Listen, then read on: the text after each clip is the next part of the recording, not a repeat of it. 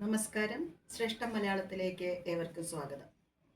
അപ്പോൾ സ്കൂളുകളൊക്കെ തുറന്നു. വീണ്ടും നമ്മൾ പുസ്തകത്താളുകളിലേക്ക് മടങ്ങുകയാണ്. അപ്പോൾ പുതിയ വിഷയങ്ങളുമായി പരിചയപ്പെടുകയാണ്. നമ്മൾ ശ്രേഷ്ഠ മലയാളത്തിൽ ഇന്ന് ചർച്ച ചെയ്യുന്നത് കൂട്ടക്ഷരങ്ങളുടെ ബാക്കി തന്നെയാണ് കേട്ടോ. അപ്പോൾ അത് കഴിഞ്ഞാൽ അടുത്ത ക്ലാസ് മുതൽ നമുക്ക് പുതിയ വിഷയങ്ങൾ നോക്കാം. അപ്പോൾ ഇന്ന് കഴിഞ്ഞ ക്ലാസ്സിൽ കുറച്ച് കൂട്ടക്ഷരങ്ങളെ നമ്മൾ പരിചയപ്പെട്ടു. ഇപ്പോൾ കൂട്ടക്ഷരങ്ങൾ പറഞ്ഞാൽ തന്നെ നമ്മൾ എന്താ പറഞ്ഞത്? രണ്ട് വ്യത്യസ്തമായ അക്ഷരങ്ങൾ കൂടിച്ചേർന്നുണ്ടാവുന്നതായിട്ടുള്ള പുതിയൊരു അക്ഷരമാണ്. അപ്പോൾ ഈ രണ്ട് അക്ഷരങ്ങൾ കൂടിച്ചേരുമ്പോൾ അവയുടെ ആ അക്ഷരങ്ങളുടെ പകുതി പകുതി ആയിരിക്കും ഉച്ചാരണവും, അതേപോലെ തന്നെ പകുതി പകുതി ആയിരിക്കും അതിൻ്റെ ലിപിയും. അതാണ് നമ്മൾ കഴിഞ്ഞ ക്ലാസ്സിൽ കണ്ടത്. അപ്പോൾ ഇന്ന് അത് കൂടാതെ പരിചയപ്പെടുന്ന കൂട്ടക്ഷരം പറയുന്നത് ക്ഷ. ക്ഷ പറയുന്നത് കേവ് ക പ്ലസ് ഷ, ക ഷ. അപ്പോൾ നമ്മൾ എപ്പോഴും കൂട്ടക്ഷരം എഴുതുമ്പോൾ ആദ്യത്തെ അക്ഷരത്തിന്റെ പകുതി മാത്രമേ ഉച്ചരിക്കാൻ പാടൂ കേട്ടോ. അപ്പോൾ കേവും ഷാവും കൂടെ ചേർന്ന ക്ഷ. പക്ഷി, പക്ഷം, അങ്ങനെ ക്ഷ. ഭക്ഷണം. അടുത്തത് വരുന്നത് ജ ഞ. ജാവും ഞാവും കൂടെ ചേർന്ന ജ്ഞ. ജ ഞാ ആണ് കേട്ടോ. ജ്ഞ എന്നാണ് വരിക. ഞാ എന്ന അനുനാസികമായിരിക്കണം ലാസ്റ്റ്, അതിൻ്റെ ഉച്ചാരണമായിരിക്കണം. ഞാ. പ്രതിജ്ഞ, അഭിജ്ഞാനം, അങ്ങനെ ഞാ. അത് ജാവും ഞാവും കൂടെ ചേർന്നിട്ട്. അടുത്തത് വരുന്നത്, ഇപ്പം നമ്മൾ വർഗാക്ഷരങ്ങളിലാണ് ആദ്യം തുടങ്ങിയത്. അതിൽ ത ഉണ്ടല്ലോ, ത മാവുമായി ചേർന്നിട്ട് മാ, ആത്മാവ്. അപ്പോൾ മാ വരുന്നുണ്ട്. ഇത് കൂട്ടക്ഷരമാണെങ്കിലും ഒറ്റയ്ക്കും എഴുതാറുണ്ട്. അതായത് ത ചന്ദ്രകല മാ, ത മാന്നും എഴുതാറുണ്ട്. അപ്പോഴും നമ്മൾ ആത്മാ അങ്ങനെയാണ് വായിക്കുക. പക്ഷെ കൂടുതലായിട്ട് രണ്ടും കൂടെ ചേർന്ന് മാ എന്ന കൂട്ടക്ഷരം വരുന്നു. അതേ സെയിം പാറ്റേൺ തന്നെയാണ് താവും സാവും കൂടെ ചേർന്നിട്ട്. താവും സാവും കൂടെ ചേർന്ന് സ, സ. തേന്റെ പകുതി സ, സ. അതായത് ഉത്സവം, മത്സരം.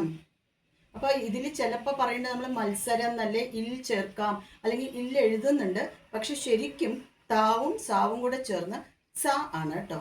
അങ്ങനെ മത്സരം, ഉത്സാഹം, അതിൽ താവും സാവും കൂടെ ചേർന്ന് സ. അപ്പോൾ നമ്മൾ പഠിച്ചത് ക്ഷ, പിന്നെ ഞാ, പിന്നെ സ, മ. 4 എണ്ണായി. ഇനി ഇന്നിൻ്റെ കൂടെ റാ കൂടെ ചേർന്നിട്ട് നമ്മളൊരു ൻഡ പഠിച്ചിട്ടുണ്ടായിരുന്നു. ൻഡ, അത് ഞാൻ പറഞ്ഞിട്ടുണ്ടായിരുന്നു ചില്ലക്ഷരങ്ങളോടൊപ്പം തന്നെ ഒപ്പം ഒരിക്കലും ചിഹ്നങ്ങൾ ചേർക്കില്ല എന്ന്. പക്ഷേ ൻഡ എന്നുള്ള കൂട്ടക്ഷരമായതുകൊണ്ടാണ് നമ്മൾ അതിൻ്റെ കൂടെ എൻ്റെ, നിൻ്റെ, തൻ്റെ, ഇടം എന്നൊക്കെ പറയുമ്പോൾ നമ്മൾ അതിൽ ചിഹ്നങ്ങൾ ചേർക്കുന്നത്. അപ്പം ൻഡ എന്നുള്ളത് ഇന്നും അതേപോലെ തന്നെ ഇൻ എന്നുള്ള ചില്ലക്ഷരത്തിൻ്റെ കൂടെ റാ ചേർന്നിട്ടാണ് കേട്ടോ.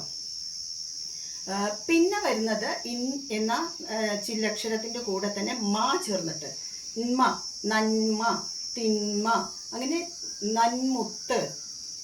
അപ്പോൾ ഇൻമ എഴുതുന്നതിന് പകരം നമ്മൾ നാവും മാവും കൂടെ ചേർത്തി നമ്മൾ ന്മ എന്ന് എഴുതാറുണ്ട്. അപ്പോൾ ഇങ്ങനെയുള്ള ഈ 5 കൂട്ടക്ഷരങ്ങളാണ്, 5ഉം 1 6 കൂട്ടക്ഷരമാണ് ഇന്ന് നമ്മൾ പഠിച്ചിരിക്കുന്നത് കേട്ടോ. അപ്പോൾ അത്രയുമാണ് കൂട്ടക്ഷരങ്ങൾ. പിന്നെയും കൂട്ടക്ഷരങ്ങൾ ഇല്ലേന്ന് ചോദിച്ചാൽ അതെല്ലാം ഇപ്പം സ്ഥ ഉണ്ട്, സ്ഥലം. ഇതെല്ലാം കൂട്ടക്ഷരമായി എഴുതുന്നതിനോടൊപ്പം തന്നെ നമ്മൾ ഒറ്റയ്ക്ക് എഴുതാറുണ്ട്. അതായത് ചന്ദ്രക്കല ഇട്ടിട്ടും എഴുതാറുണ്ട്. അതുകൊണ്ടാണ് അത് നമ്മളിവിടെ ചർച്ച ചെയ്യാത്തത്. അപ്പോൾ കൂട്ടക്ഷരങ്ങൾ, ഇരട്ടിപ്പുകൾ, ചില്ലുകൾ, ചിഹ്നങ്ങൾ, സ്വര വ്യഞ്ജനങ്ങൾ, ഇത്രയും കാര്യങ്ങളാണ് നമ്മൾ ഇത്രയും ക്ലാസ് കൊണ്ട് ചർച്ച ചെയ്തത്, പഠിച്ചത്. അപ്പോൾ ഇനി ഇത്രയുമാണ് മലയാളത്തിൻ്റെ ബേസിക് എന്ന് പറയാം. ഇനി ഇതിനെയൊക്കെ ഉപയോഗിച്ചുകൊണ്ട് നമുക്ക് പുതിയ പുതിയ വാക്കുകൾ ഉണ്ടാക്കാം, വാക്കുകൾക്ക് അർത്ഥങ്ങൾ കണ്ടെത്താം, ആ വാക്കുകൾ ചേർത്തിട്ടുള്ള ഓരോ വാക്യമുണ്ടാക്കാം.